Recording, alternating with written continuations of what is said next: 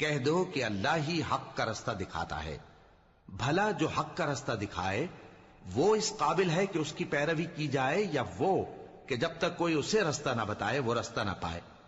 تو تم کو کیا ہوا ہے، کیسا انصاف کرتے ہو؟ اور ان میں کے اکثر محض گمان کی پیروی کرتے ہیں، اور کچھ شک نہیں کہ گمان حق کے مقابلے میں کچھ بھی کارآمد نہیں ہو سکتا. بے شک اللہ تمہارے سب اعمال سے واقف ہے. اور یہ قرآن ایسا نہیں کہ اللہ کے سوا کوئی اس کو اپنی طرف سے بنا لائے. ہاں، یہ اللہ کا کلام ہے. جو کتابیں اس سے پہلے کی ہیں ان کی تصدیق کرتا ہے، اور انہی کتابوں کی اس میں تفصیل ہے.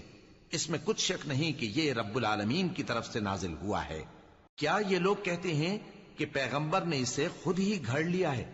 کہہ دو کہ اگر سچے ہو تو تم بھی اس طرح کی ایک صورت بنا لاؤ، اور اللہ کے سوا جن کو تم بلا سکو بلا بھی لو.